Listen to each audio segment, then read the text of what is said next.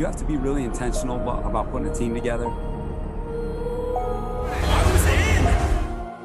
Crawled out of the pile and started screaming. How good is Joey Bosa? Herbert, rolling, looking, throwing, end zone, touchdown. It's intercepted. Derwin James. Derwin was there. You got to be on a mission every day in the NFL. But even more than that, you got to be on a mission together. Great hands, Keenan Allen. The Los Angeles Chargers select Rashawn Slater. Asante Samuel Jr. Stop! Oh, I'm stopping y'all boys. I can't catch it. Intercepted. Picked up by Michael Davis. Explosion. Explosiveness from Eckler. There's Murphy. Boy, he blew that up, didn't he? It is picked off. Nasir Adderley. 50-50 ball is 100%. Mike Williams. Ojena Nwosu. And that will end it. Time to bolt up. Welcome to another episode of Chargers Unleashed. Jake Hefner and Dan Wolkenstein here with you from the LAFB Network. Today's show, of course, is being brought to you by UFC Fit in Temecula, Charger Bolt Family, Golden Road Brewery, and MyBookie. Dan, it wasn't pretty. It definitely took some extra effort. It was a gritty win, but a win nonetheless. The Chargers had to have it. This essentially was a must-win game that they had to have in order to stay in contention at the top of the AFC West. Shorthanded, especially on defense. Sometimes backs up against the wall, came down to the wire, but the Chargers were able to go on the road and secure a victory against the Philadelphia Eagles, 27-24. They are back in the win column after essentially 3 weeks of us having to live with losses. Even though there's only 2 games, that bye week really sucked, having to live with that extra week of a loss. So Chargers are back on top, 5-3, atop the AFC West division. Dan, your thoughts? Oh, Jake, I feel great. This is wonderful. Happy Monday to you. Happy Monday or Tuesday, depending on when you're watching or listening to this, to all of our listeners and viewers worldwide. For folks who have not already subscribed to us on YouTube, you can find us on YouTube, as well as anywhere you can find podcasts. We're there. Jake, Chargers exercised some more demons. They took a 6+ minute drive to end the game, much like they did in Washington week 1. They went on the road in Philly, beat the Philadelphia Eagles, although there wasn't pretty, like you mentioned. Defense still needs some help. There's some issues. Special teams looks much better. Justin Herbert back to his MVP form. Keenan Allen back to being the Slayer. Left side of the offensive line looks pretty. And 4th and Staley is still in effect. I think it was 4 of them that happened this past game. Jake, look. For as much as we want to sit here and nitpick, which I'm sure we're going to do, Chargers just won a football game. Like, look around the NFL. The Jags just beat the Bills. Like, imagine the Bills fans right now. Like, the Cowboys just got railroaded. Like, it's hard to... The Vikings almost beat the Baltimore Ravens. It's hard to win in the NFL. I don't care who the opponent is. So a win's a win. You'll take it. Game balls, teams off till Wednesday. Life is good as a Chargers player and fan. Jake, I didn't get one single text message from you all game long. No, and to be honest, I mean, I was actually watching the game with a neighbor of mine who just so happens to be a Philadelphia Eagles fan.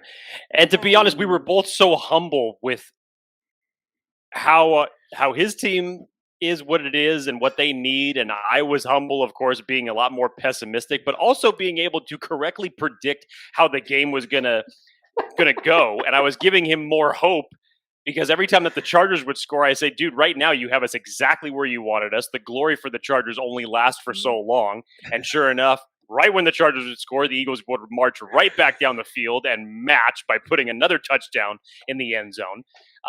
So no, I was preoccupied talking about, the poor years of the Chargers and where we've come from here, and talking about his 3 draft picks that he has in Philly for next year and what his team needs. So yeah, I was not, other than my fantasy football team, I was not preoccupied with texting Dan Wolkenstein this time, which, as he has stated many times, when he never receives a text from me, and normally it's a good thing. Yes. At least it's a good thing for the Chargers. And man, look, there's a lot to go over today. Obviously, we're going to go into some like reactions from the game, some of the biggest takeaways, storylines.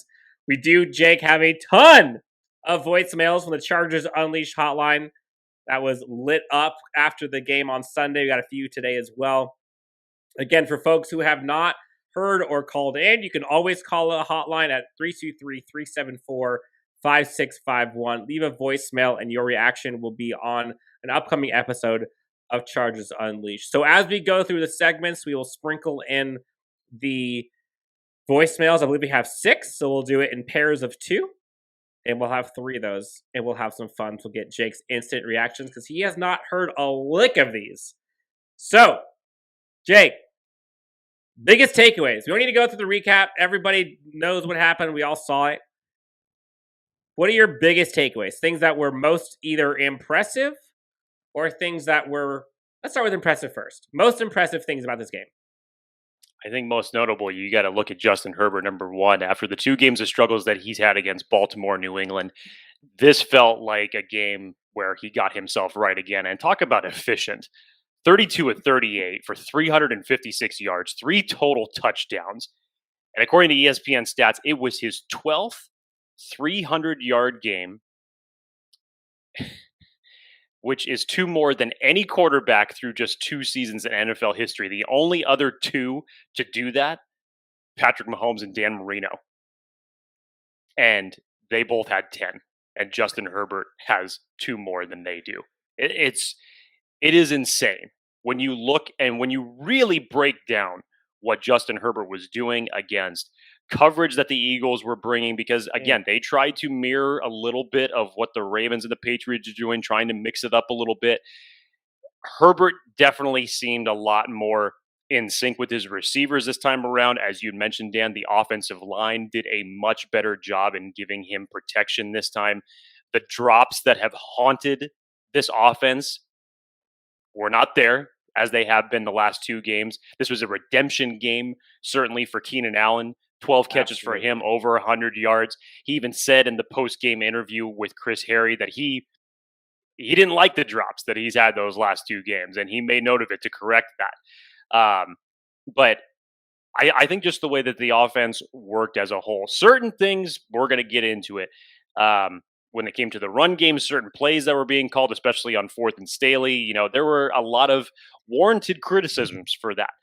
But I think one of the other things that I noticed as far as offense goes, tight ends have a day. Holy crap. Yes. Talk about how they were featured. You go back to, what was it, Dan? I believe it was it the Raider game where it was all tight ends and no longer wide receivers, where Cook, Parham, and Anderson all had a day? I think that was the game, if I'm right, where it was their day. This felt to me a lot like that. Jared Cook, Donald Parham, and especially Steven Anderson was contributing big time in this game. A lot of creative plays that they had for them, especially around the goal line. And you saw increased snap counts for both Josh Palmer and for Jalen Guyton. Nothing big, but I like the increase in snap counts, and hopefully Justin Herbert is going to be looking their direction more often. So as a whole, for the offense, in terms of the passing game goes, and Justin Herbert especially, this was a bounce-back game for them, and it looked more like the team that we have seen weeks prior. Talk about the tight ends, man. Jake, 11 targets to the tight ends across those 3. 11 targets, 11 receptions, $126, and 2 touchdowns. I will take that production from my tight end group every day of the week. And you saw, it wasn't just little plays. Like, you saw 20-yard catches from, I believe, all of them. So, tight ends, I think, was one of my favorite parts of this game. And there were a couple times you saw 3 tight end sets at the goal line where Steven Anderson lined up as fullback. And I was like, oh, give me this all day long. Steven Anderson. It was a fantastic play. It was 2 of those plays for his. The first drive that ended up stalling in the red zone when he brought it down to the 3. It was a great. It was almost essentially the same formation that they had him coming out of the fullback position. Instead, this time he runs left and takes it all the way down to the 3 after the catch and run. And then eventually when they get down to the end zone on a drive later in the game, they had him come out from the same position. This time he goes right. Everybody bites on all the receivers. Anderson just sneaks through. Nobody's in coverage on him, and it's an easy touchdown. I mean, I love the fact that this team kept Steven Anderson, and for the fact that he has grown into this role, not as just a fourth tight end, but essentially he's putting Gabe Neighbors just out to pasture right now as far as his role goes on this offense. I will obviously talk about Justin Herbert here in a sec, but the thing I liked most about what we did with tight ends was they were everywhere. Like what we did with Steven Anderson, for example. You saw Steven Anderson slip underneath and then go back and watch that chunk play to Mike Williams for like 50-something yards. Steven Anderson does the exact same play where he slips out and then he's supposed to end up blocking. Doesn't end up blocking very well, but still, same play that went for the touchdown ends up being expanded out, 60-yard, 50-yard, whatever it was, catch to Mike Williams. Donald Parham let's talk about the mismatch. 6'9" versus 6 foot Darius Slay, stiff arms, walk-in touchdown, like it was easy. Jared Cook's getting touchdowns, getting field goal, 2-point conversions. I mean, say what you will, this tight end group is a problem for folks. And you mentioned it. Keenan Allen had a redemption day for sure. 12 receptions, over 100 yards. One ball at the very beginning of the game from Justin Herbert went through his hands, but it was like on a rope, a little high. He technically probably still could have gotten it, but still. But let's talk about the man of the hour. I mean, what more can you say about this Justin Herbert kid, huh? Sophomore slump my ass. Like, 84% completion percentage? What? I think at one point he had 11 straight completions, and the kid was just dealing. There was not a single pass that was even remotely close to being intercepted. Like, not even close. The only one that was possibly one that you could take back was the one to Mike Williams. He still caught it for 50 yards. Justin Herbert arguably had the best day of his 2021 career so far, which is saying something because he's had some good days. This was the most efficient I have seen him in quite some time. Amazing bounce back game for him. And last thing I'm going to say in terms of biggest takeaways, can we all please shut up about offensive coordinator Joe Lombardi? Jake, we didn't punt once. Not once. And the 2 fourth down calls, which we'll get to in a sec, on the things that possibly could have gone wrong, that did go wrong, I liked both of them. I liked both times that they called for the play. I liked both times to go for it. The only thing I didn't like was personnel on one. But still, every single fourth down that we went for, I 100% agreed with. And arguably, we should have gotten all of them. But still, Joe Lombardi had that offense humming. There was on the last drive, that 6 minutes drive for the Chargers to go down and kick the game-winning field goal. There was I want to say it was a run pass, RPO to Steven Anderson for like 15 yards on 2nd and 16, I believe, or 1st and 15. Arguably the best play call of the day. I think everyone thought we were going to be running a draw play there. Joe Lombardi was in his bag yesterday, and I think deserves a lot of credit for what we saw on this tape. And look, we can nitpick a few things here and there, but when your quarterback is throwing an 84% completion percentage and your offense doesn't punt, you go 97 yards in your first possession, like, you're doing something right. So kudos, credit where credit is due. Joe Lombardi had a day. And look, man, don't look now. Chargers are 5-3, top the AFC West, like you said. Yes, the efficiency here, Dan, in terms of offense, was very impressive, and I love it. It's just, Keenan Allen isn't able to cross the plane for the end zone. The ball, and obviously the Chargers end up turning it over to the Eagles. It's Joe Lombardi's fault. It is. I definitely believe the personnel on the 4th and short play, where if your whole mantra is to put the ball in your best player's hands, why in the hell is Josh Kelly taking a 4th down run? I don't get that one iota. That is one of the biggest criticisms, and I think justifiably so, that everybody has with this right now. But talk about efficiency, Dan. check this out for the the offensive drives for the Chargers. Whether they got stalled or they scored, 15 plays, 6 plays, 7 plays, 9 plays, 4 plays, 10 plays, 15 plays.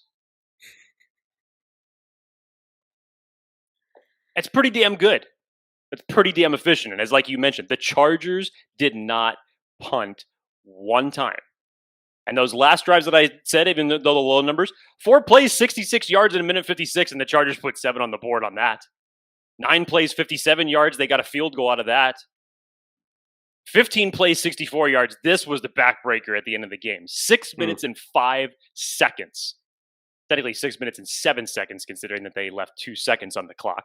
But that, as you said, Dan, that was like the drive at the end of the Washington game where you think to yourself, the way that this game has gone, every time that the Chargers have put one in the end zone, the Eagles have been able to come back and score another one.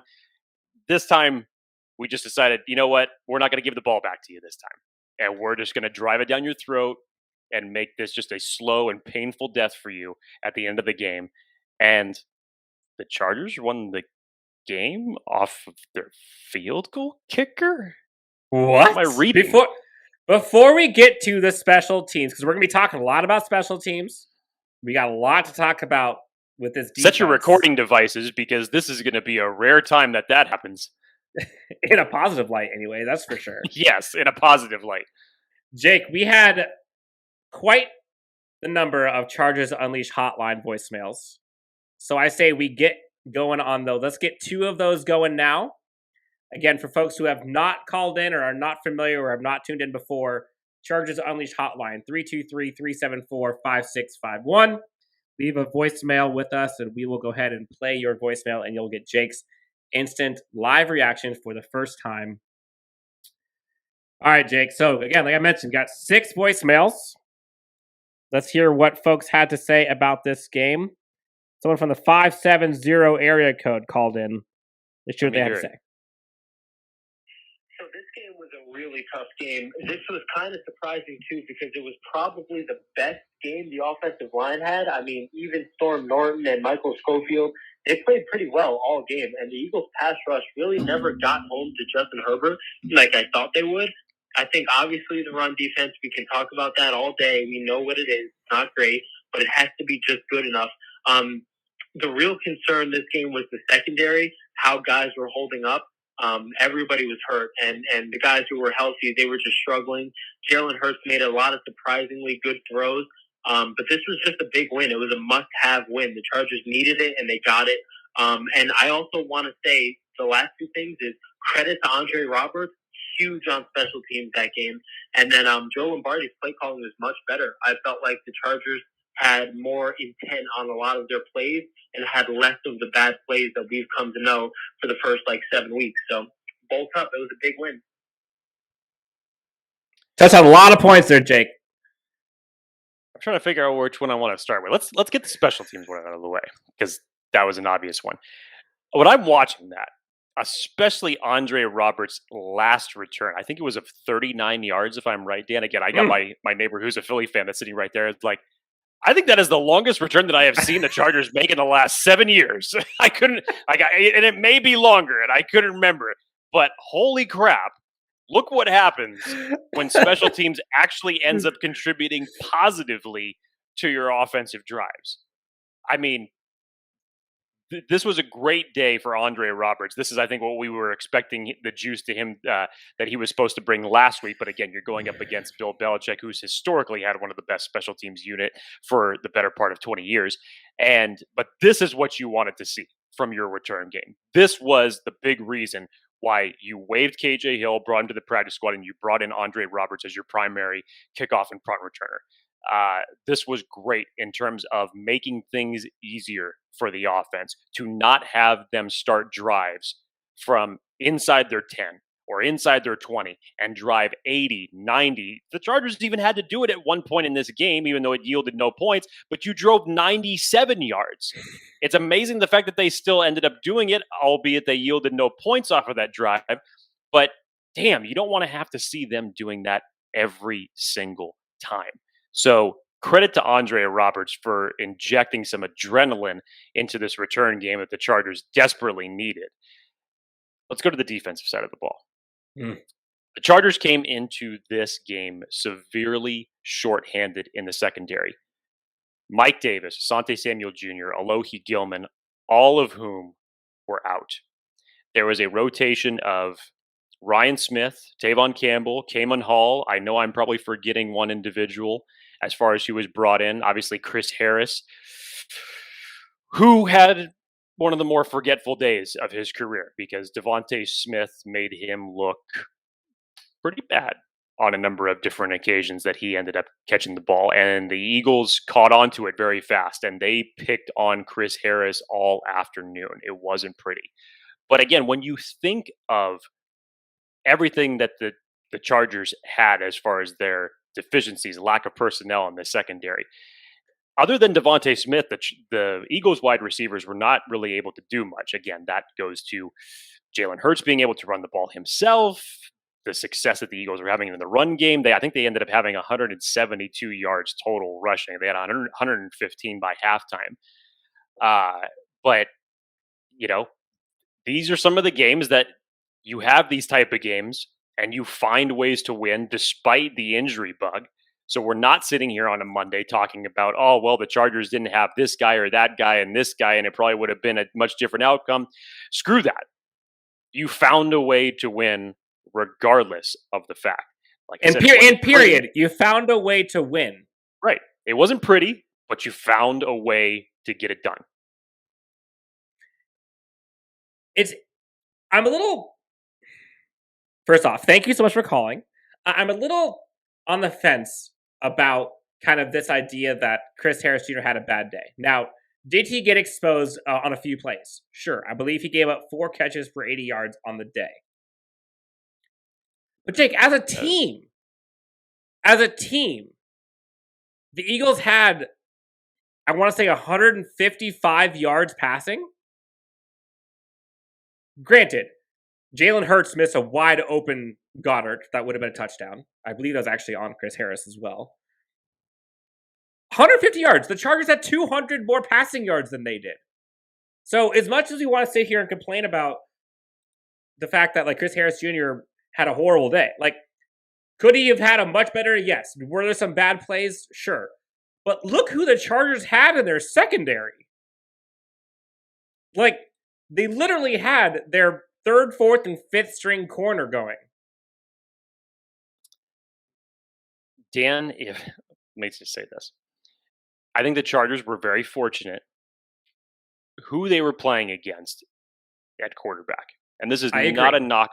This is not a knock on Jalen Hurts because I think he can develop into a very good quarterback. If he fixes some of his aspects with his reads and more importantly his accuracy, Dan, he had that one in the drive that could have been an easy 6 if he just puts it in Dallas Goedert's hands instead of overthrowing him just a bit. If he fixes some of his accuracy issues and was a more comfortable passer at this point in his career, the Chargers probably lose this game because you probably are able to be more multiple with your offensive calls. The run game was obviously working. You'd been able to set up the pass a lot better other than Devontae Smith having a big day. And I think the Eagles probably would have been more efficient with a better quarterback at the helm yesterday. For them, fortunately, that wasn't the case.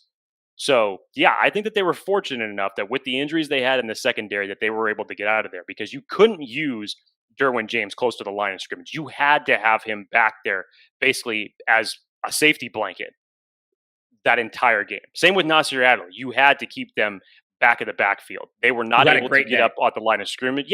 You were not able to get them at the line of scrimmage. You're not able to bring them on any type of blitz packages because you couldn't risk it. You couldn't. Nope, I agree. All right, next one. This is a quick one. We'll see. It's the 12-second voicemail. We'll see what this one has to say from the 806 area code. 12 seconds. What's up? It's Grant Moore from Texas. I forgive Hopkins for the missed extra point. Go ahead and build the statue.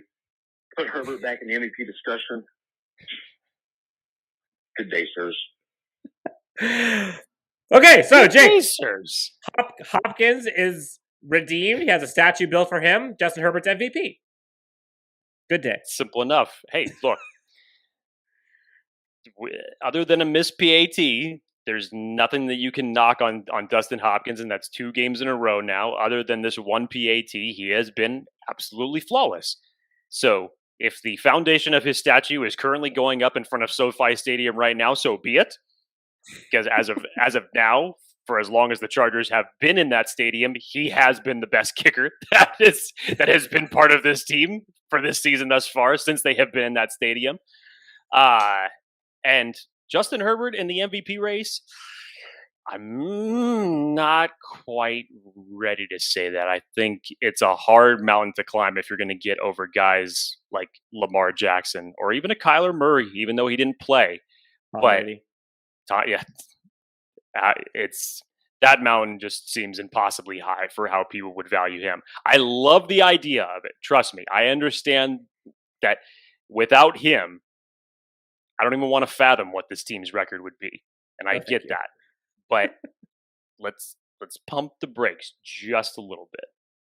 All right, so before we go any further, Jake, our good friends over at MyBookie have been gracious enough to be supporting us. Why don't you tell the people what they can do with MyBookie these days? Well, Dan, as we inch closer to the NFL playoffs, there are some pivotal games to be on the lookout for this weekend. Of course, the Chargers take on the visiting Minnesota Vikings, hoping to keep the win streak alive, get to 6-3, but they have a tall task ahead of them. We know what their run defense, Dalvin Cook's coming to town. The Minnesota Vikings are coming to prove something, so it is not going to be an easy game by any means. But the Chargers are going to look to continue rolling as they take on the Minnesota Vikings. Don't wait, head to MyBookie today to redeem your double-digit deposit bonus so you can get in on the game and start winning now. Use the promo code LAFB to receive double your first deposit instantly. That's promo code LAFB so you can double your funds to double your winnings. Bet anything, anytime, anywhere with MyBookie. Jake, so look, we talked about a lot of good things about this game. Let's get into some of the bad real quick. So I think the dead horse here that can be beaten is the interior defensive line and our rush defense, which I know we're going to get to. One of the things that really drove me nuts about this game, Jake, was the lack of containment on a one Jalen Hurts. It seemed like surprise you though? Does it surprise it did surprise me given I can't wait to hear this. Given the coach and given the personnel that we had. And there were a couple times where we were darn close, but it just didn't work. It's kind of a tale of two things because I loved the pressure that the Chargers brought on that last defensive series versus the Eagles. The Eagles ended up getting a touchdown. But if you go back and watch that series, they brought pressure multiple times. The problem was defensive ends crashed inside and broke containment or allowed Jalen Hurts to break containment. You can't do that. If you're going to bring pressure, you have to stay outside and bring pressure from the inside. You have to. We were so close on a few of them. But allowing him to scramble outside, I want to say he had 5 first downs via the run. You cannot... Yeah, what was it? Just over 60 yards rushing himself. You cannot do that against a quarterback who is not an accurate passer. You would rather have him sit back there for 20 seconds than scramble away. That was, I think, one of the things that drove me nuts the most was, once again, just like the Patriots game, their offense didn't really do anything. Yet, they were still in this game because of untimely mental breakdowns. And some of it was Joey Bosa, where he's crashing inside unnecessarily. And so that irked me. And I guarantee you, Staley and company are going to go back and look at that last drive. They're going to give props to the pressure, but they're going to knock the ability to break containment. That was not okay, in my opinion, especially to an offense who is that one-dimensional. They're not passing it. At one point, I think they ran 9 out of 10 straight times. It was what are you doing? It's funny if you go back and you look at how the Eagles started this season. And again, I'm sitting with a Philly fan watching this game, and even just watching their games on primetime that they've had thus far this season. Those first couple weeks of the season, they were not running the ball at all. And then all of a sudden, Nick Sirianni decides to wake up and utilize his rushing attack a little bit more. Dan, in short, for this conversation, you're talking about the containment aspects. Look, I am not surprised one bit, regardless of the lack of personnel that the Chargers had on this team. Dan, historically, and we can go back 3 head coaches in all of this, the Chargers are horrible against containing mobile quarterbacks. And when you have one that is dynamic has the athletic ability that Jalen Hurts has, it doesn't surprise me at all. It does not surprise me at all. Like I said, if Jalen Hurts was a more accurate downfield passer and was able to connect on some of them that he had an opportunity to do so, we could be sitting here today talking about a Chargers loss. Because if those same things happen, he still ends up having his 60 yards rushing. Obviously, the run game getting off the way it did throughout the entirety of the game, over 170 yards rushing. Jalen Hurts could have picked his spot and looked elsewhere. And the Chargers, especially with their secondary deficiencies, they probably would have bitten. And it could have been worse. So it does not surprise me in this circumstance. It's much like, Dan, what the announcers were saying during the Baltimore game. When the running game was working so well for them, and then all of a sudden the drives would come up on Baltimore, and Lamar Jackson would go back and he's throwing it on 2nd and 10 and throwing it on 3rd 10, and all of a sudden they're punting, and they're like, what the hell are they doing? Why? The running game was working so well. So it doesn't surprise me at all. I think Nick Sirianni had that idea in his mind that they were going to use this run-heavy offense for Jalen, have an RPO option if it's there. Take the shot. If it's not there, obviously use his legs to convert the first down. So it doesn't surprise me from the standpoint of the Eagles game plan, and nor so does it surprise me from the standpoint that the Chargers weren't able to stop it, because, Dan, historically, they have never been able to. Now, I will say, I like Jalen Hurts. Like, I think he's got it. Like, I think give him some mechanics and some ways to fix that. Give him a couple off seasons to kind of work on some of his accuracy stuff. Like, he's a gamer. I think Philadelphia has their starting quarterback there. Granted, they also have 3 first-round picks coming up in the next draft, so they got some options ahead of them. Jake, let's get back to the Chargers Unleashed voicemail from the Chargers Unleashed hotline, 323-374-5651. Again, this is an adult show, not for the faint of heart. Apologies for yes, the things that are coming. But look, guys and gals, we were in our feelings from this game. Chargers fans have been dying for a victory, and they got it. Let's hear what the voicemail has to say from the 804 area code. Let's fucking go. Motherfucking Justin Herbert for the motherfucking MVP, baby. This is how we going. Hey, this Quentin Chassoff calling from Petersburg, Virginia. I know it's a little weird. East Coast fans, we doing it out here too, goddammit. Hey, that was a nail biter. We pulled it out in the end. Thank God for a kicker, because we've been looking real shitty the last few weeks. Excuse my language. But Lord Jesus, thank you, Jesus, for a kicker. That's the wife in the background. Let's go, both. Both up. You know it. Both gang or don't bang. We got.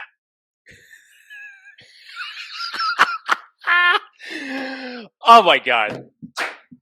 Again, Dan, this is why I love doing this show. It's for moments like these right here. I love it. First off, I cannot believe that. First off, calling from Virginia, just like his message kind of alluded to. It's like, I know Virginia, you wouldn't think that there'd be any Charger fans in Virginia. I'm just as surprised as you are, Dan, probably to get that message. But damn it, yes. Everything that was said there was absolutely true. It was a nail biter. Thank God we had it. Thank God Dustin Hopkins right now is making all of his kicks to win this game. Justin Herbert got back to being Justin Herbert in this game. Bolt gang or don't bang, baby. Boom! Let's go. Shout out to Quentin And was it St. Petersburg, I believe, or Petersburg, Virginia? Virginia. Oof. Man, and then the wifey in the background getting hyped. Let's go. Like, that's what this is all about. It's not just the fellas here. We've got wives, we've got kids screaming in the background. Like, people are amped for this team, for these games. And Jake, talking about having a kicker, finally. What were you feeling? I know how we have felt historically when we see a kicker go out there to kick, regardless of where they're kicking. How were you feeling about that kick before it went up? Like, did you feel confident? Did you feel like, here we go, he's gonna miss it? Like what were you feeling more or less confident, or the same as you were weeks prior? You know what was hilarious, Dan? We go to a few plays before the kick is actually done. As we're driving down the field, we're in good field goal range at this point. But in my heart, I'm thinking, dude, get it up to the 5. I don't care. Don't just settle for a 20-yard field goal, like, please. Or a 45-yard field goal. It is going to take a lot of consistency to get over the demons of having 11 kickers since 2017. Fair. For every missed field goal PAT, it's going to take a long time. That feeling is not going to go away for a while.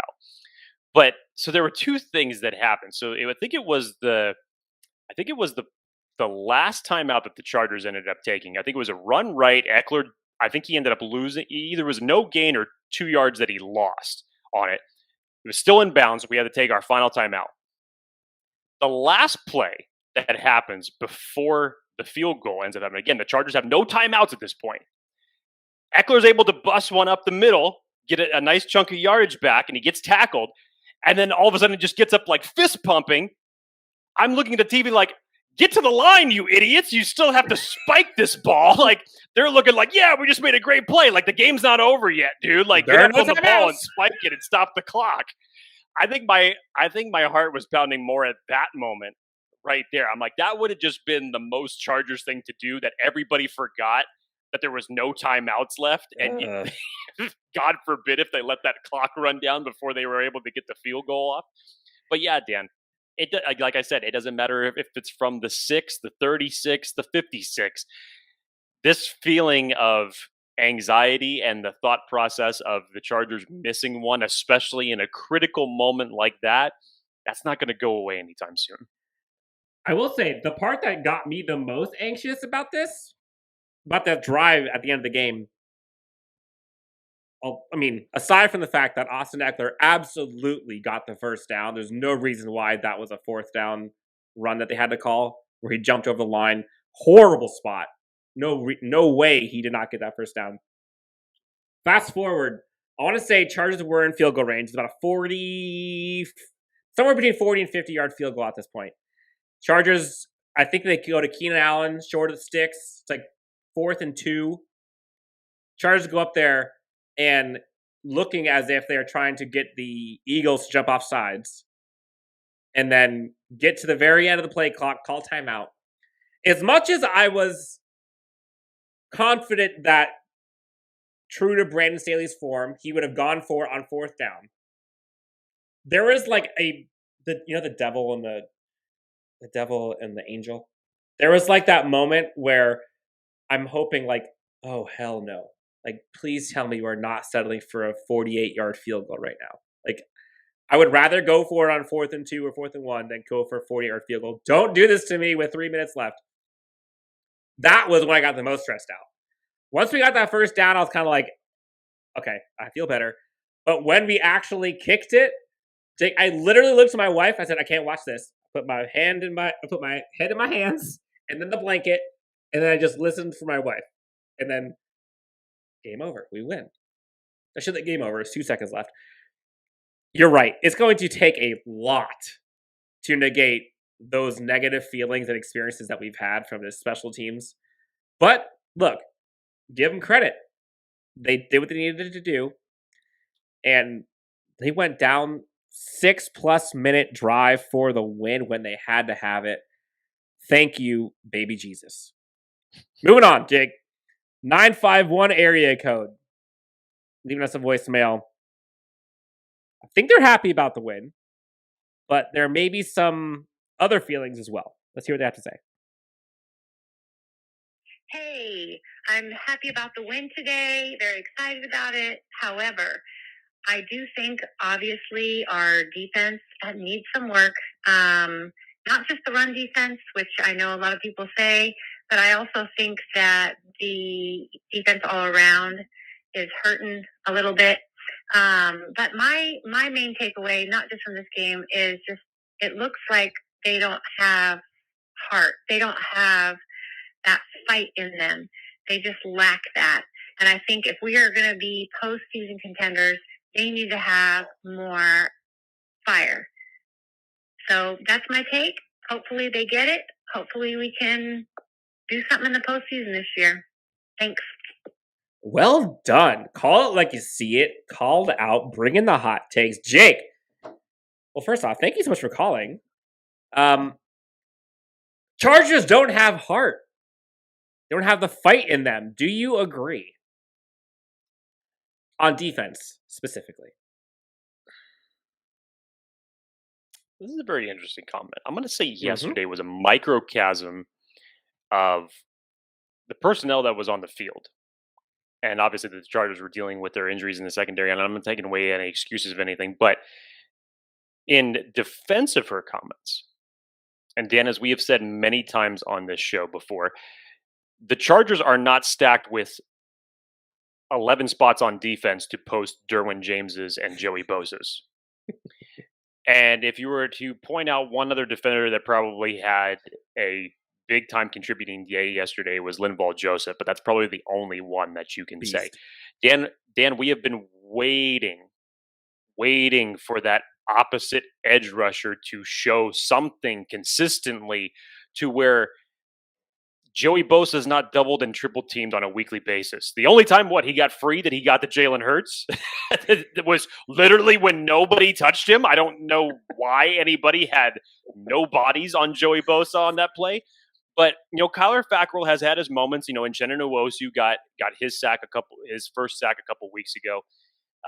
You've had some flashes here and there, but there's nothing consistent coming from the edge rush. Jerry Tillery had one flash yesterday when it came to negating a run play. He still has not molded into the first-round interior defensive lineman that we thought he was going to. So it's a number of things. Do I think that this team has heart? Yes. When it comes to personnel, we're talking about a completely different story. And I'm not going to lie, Dan, but the very beginning of that call really just wanted me to go off on a draft mode tangent. And I know I'm still months ahead of myself. But damn it, if we want to start bringing up names like Jordan Davis, Perry, and Winfrey for the interior defensive line, I'm all for that. Let's go. But I'll go ahead and, to Dan's side, he'll still tell me it's too early in time to start doing that right now. But I will say this. When the playoffs come, if the Chargers ultimately end up making the playoffs, you better damn sure be hoping that you see a much better product defensively than what you've seen from this team. I don't know how you're going to fix the interior of the run defense. I do not believe that's going back until 2022. I've said that numerous times. But give me some creativity on defense on how you're going to be putting your best players in a position to create negative plays, to create turnovers. Show me something that's different, because I get it with the personnel this week, you were handcuffed. You really couldn't do that much. But moving forward, still got a lot of games to go. I need to see something different that's going to be able to knock an offense off their snide and not be able to be so predictive on how to beat this defense of ours. Honestly, I'm very happy that this caller gave us this topic, because I want to say I saw a former Charger tweet something about like stopping the run is a mindset. And that was Merriman that said that.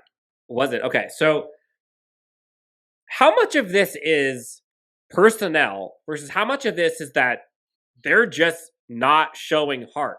Like, if it's a mindset thing, Christian Covington, Linval Joseph, Jerry Tillery, Chris Rumpf, Uchenna Nwosu, Kyler Fackrell, Kaiser White, Joey Bosa. That's enough. Like, is it great? Like, is that a top defensive line from a rushing perspective? No, but like, is it okay? 100%. Like, I don't get how this is happening. And you go and watch some of the plays, Jake, on replay. People are getting washed away. Folks, aside from Linval Joseph, because he had a great game. Folks are getting blindsided and are getting completely taken out of the play numerous times. And that's not okay. Like, at some point, you got to man up and either add more guys to the line, which I think you saw the Chargers do at the end of the fourth quarter, where he broke containment, or pony up. Like, you've got dudes. There's no reason that you should be last in the NFL in rush defense. No excuse for that. And sure, we can say they were handcuffed. Jake, they weren't handcuffed on the defensive line. Arguably, this is the most healthy their defensive line has been all season. Justin Jones is back. So I don't know. Like, I want to give these guys the benefit of the doubt. And look, like, there are things that they're trying to work out. They're trying to fix numerous things at the same time. But at some point, like, they gotta fix that. And they can't just look around at other people. Like, look in the mirror sometimes.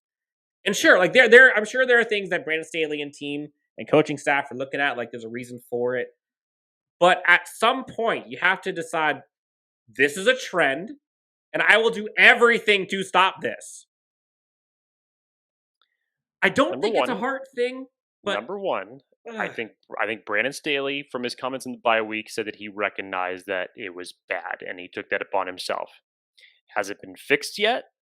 Not even close. Like I said, Dan, it's not getting fixed. Guys, until you play the Jets to the point where they're going to have to throw the ball because of the lead. Dan, okay, if you want, Dan, here you go. Right now, I'm going to give you an absolute 100% solution to fix the run defense. The Chargers need to get up 21 or 28 points on their opponent, much like you did against the Raiders, to where you got out to a soft, comfortable lead, to where they could not put running the ball as a priority at that point in the game. That's how you fix it. But that is the only way that you are going to fix it this year. Dan, it's not getting fixed. And no, I will not stand here and say that it is a lack of heart from these players, because I truly believe that they are playing hard. But from a personnel standpoint, Dan, yes, I've been saying it since July. The interior depth of this defensive line, I've been worried about for months, since training camp. God, did you see Justin Simmons, or is Jeffrey Simmons, the interior defensive line on the Tennessee Titans, the havoc that he wreaked? I mean, that's like Aaron Donald light. And he was a stud coming out of Mississippi State. And when you go back and you look at this is going to have to be a priority for this team, not just in free agency, but in the draft as well. You're going to have to double dip to bring in reinforcements here. And this has definitely been a position that, you know, if I'm going to hammer Tom Telesco on one thing, it will be this, because I definitely think that he has negated putting depth or key pieces around this particular position when it comes to the NFL draft, albeit, hey, I know he had a million other priorities, especially on the offensive line, that he had to take care of first. But still, there has not been a lot of priority put at the interior defensive line. And right now, it's showing. That's your Achilles it's looking really bad. Yep. But look, hey, I know we're in a kind of a low energy perspective, or at least negativity perspective. But damn it, the Chargers won. Like, we're nitpicking right now. The Chargers' rush defense is not good. And it's going to rear its ugly head, and it's going to cost us either in the playoffs or in the future game in the regular season. It's going to cost them if they don't get it fixed. Like, we all have to accept that. It's not okay, but it's going to happen. Now, should we expect this Chargers team to win Super Bowl this year? Like, that's a little bit of a stretch. And the answer is no. Don't say it's a stretch. Just say it's a no and be honest. But let's temper expectations a bit. But we can ask for this defensive line to do better. I think that's fair. All right, Jake. Next voicemail. Kalen called in. Let's see what Kalen from Montana has to say about this Chargers team. Yellowstone? Hey, boys, this is Kalen out of Montana again. Cancel that first one. That was terrible. Anyway, both up, boys. Just glad to see the boys getting the win call again. The whole line held their own, which is great to see. Defense still has their issues, but it is what it is. Just try and hold back the bleeding. Good to see them get a win. Kicker showed up. Justin Herbert's back to his old ways, which is great to see. I don't know if it was because the offensive line wasn't holding their own and just didn't have time to push the ball down the field, or maybe he got injury to his hand, but he looked like his old self. Anyway, both up, boys. Let's go Minnesota. There's the optimism. Thank you so much to Kalen out of Montana. Shout out Yellowstone. Yellowstone Ranch, baby. A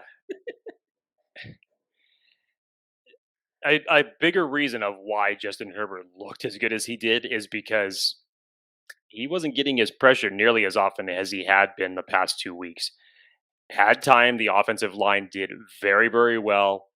You talk about going, I think there was a stat, Dan, that compared the three, if you went from left tackle to center, the left tackle, left guard, and the center that the Chargers had last year, I think in total gave up 120 pressures, just those three alone, which is scary enough. And I think this was Alex that ended up tweeting this out. It was a great stat. And he said that right now, when you look at the combination of Rashawn Slater, Matthew Filer, and Corey Linsley, they're on pace to only give up 60 pressures this year. That's on pace. That's not what they've given up so far. They're on pace to give up that. I mean, talk about what reinforcements to an offensive line does, especially for a franchise quarterback. And this time, thankfully enough, the right side of your line did not end up being a hindrance to your offense screwing up the way that it had been the last 2 weeks. I thought that Storm Norton arguably played one of his best games as a Charger yesterday. I record that. I don't feel like I will be saying that sentence a lot. I hope I do, but if I don't, this is one of those rare occurrences. And look what happens. Justin Herbert ends up having a much needed rebound game, one of the most efficient games that he's had since he's been in the league. And these are the results. This is what happens. You can do this week in, week out if this offensive line continues to give your franchise quarterback protection like this. I mean, it's amazing year over year, the difference. And it's kind of, I was thinking about this when you were talking about the special teams a little bit earlier, but turning a weakness into a strength. Looking at kind of the Chargers' offensive line woes of the past, one offseason, one draft, now that has turned into a strength, at least for 2/3 of the line. Special teams has been a huge weakness. And you look at Andre Roberts and Dustin Hopkins, and seemingly it's a strength, at least for 1 week. It's so important to be able to kind of have that self-reflective moment of knowing what you're bad at and then making that a strength. The Chargers can easily go into the draft this year and look at their major weaknesses. They got to shore up the trenches on the defensive line, on the right side of the line. They probably can get some help at running back. They can probably get some help at linebacker, safety. But the main things is the trenches. You got your pieces. I mean, it's exciting. It's exciting, but the job's not done. And it's unfortunate that Oday Aboushi is out for the year. It's unfortunate that we just found out Ryan Smith is out with a torn ACL. He's gone. Special teams is going to take a hit with that. But look, it's a game of attrition, and it's a next man up. You hear people talk about it all the time, and that's where the importance of coaching and coaching folks up comes into play. And that's why I'm very happy we have Brandon Staley, because I think he does that better than most. At least he has done so so far in his tenure. Last one, Jake. Voicemail from the 858, friend of the show. I think you may recognize this fella. friend of the shows from Charger Chat podcast, Kevin, has called into the show. Let's hear what Kevin has to say. What's up, boys? This is Kevin from Charger Chat. Just wanted to call you guys, tell you guys do awesome work. Appreciate everything you guys do for all the Charger community. My question is, for your week, what do you guys do? Are we going to grocery stores, putting away carts? Are we ordering extra briskets? What are you guys doing on this victory week? All right, boys. Keep it up. Talk to you later. Bye. Love this one. First of all, let me just highlight Kevin Duggan from Chargers Chat Pod because he is fantastic. I have been on his show a couple times now with he and the guys, and he's always told me, prior to us doing our interviews, that he always will throw what he calls it like the idiot question, as it was what he throws in at the end of his questions, just like the goofy, random, off the wall question. And this is no surprise to me because this is what this is. And this is what it reminds me of from our conversation. So he asked basically, what was the question again, Dan? What do we do during the week when we're not doing this? Is that essentially what he's asking? I think he's asking, what are we doing to celebrate after a win? What are we doing to celebrate? Okay, I believe brisket, putting shopping carts away. I was fortunate enough last night. This was all due to the timing. Season 4 of Yellowstone started last night. My in-laws, as well as my parents, religiously watched the show. So we were, of course, very much looking forward to Yellowstone season 4. So the timing was just right. You get a Chargers win, game's over at 4:00. I run home, and I've got about 10 slabs of chicken that have been marinating in mango marinade for the past 24 hours to fire that up on the barbecue. We did that with one of my wife's actually signature salads that she does with spinach, raspberries, and she has, I believe, if I'm correct, it is a poppy seed dressing that she does, if I remember that correctly. And then, of course, my mom brings like 6 vegetable and fruit platters and peanuts and whatnot. So it was a great night. It was a perfect timing. That was a great meal to celebrate on. Attaboy. I went and had barbecue to celebrate as well. I went to Phil's Barbecue. Shout out to them. Incredible. Yeah, and also, by the way, who doesn't put shopping carts away? Like, it's not that hard. Jake? I mean, not all the time. I know that this is going to piss Kevin off because I know that he's put up his videos. Yep. Basically saying what would Justin Herbert do. So I will admit I am not flawless when it comes to putting away shopping carts. Okay, well then I'll call you out here, Jake. What does Jake Hefner do? When it comes to the shopping carts? Yeah. You know what? Here's the thing. I will look first to see where the shopping cart docket thing is.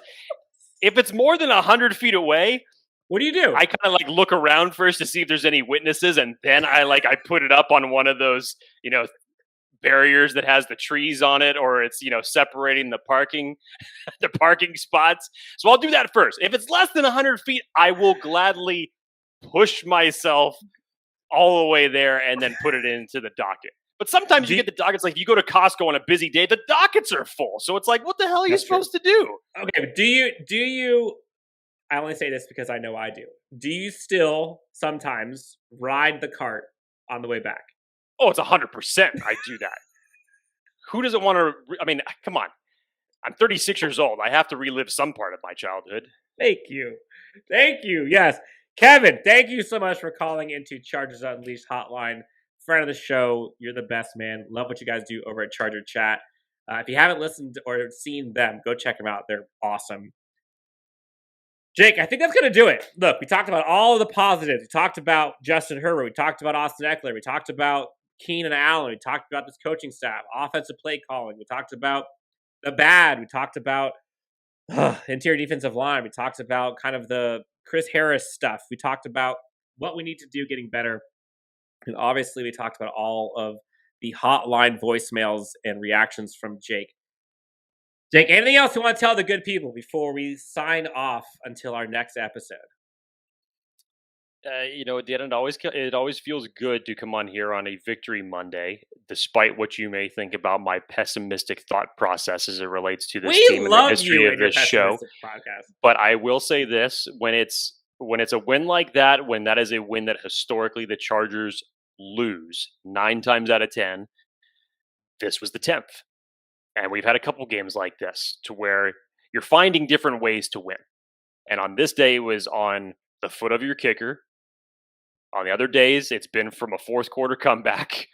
On other days, it's been from a defense making a stop. It's just, hey, if you can find ways to win like this, ugly or not, as you said, Dan, it's hard to win in the NFL. So at the end of the day, is it pretty? Not always. Is it flawless? Hell no, it's not flawless.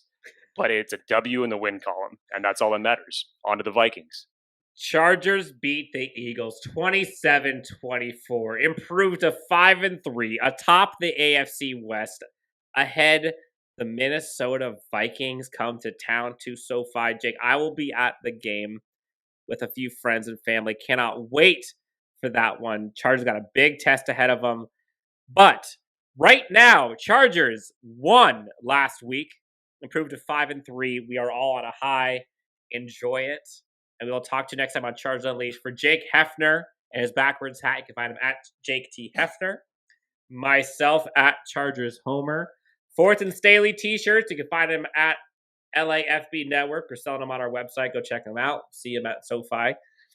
Until next time, enjoy the rest of your afternoon, evening, or morning. And we'll talk to you next time on Chargers Unleashed. You have to be really intentional about putting a team together. Crawl out of the pond and started screaming.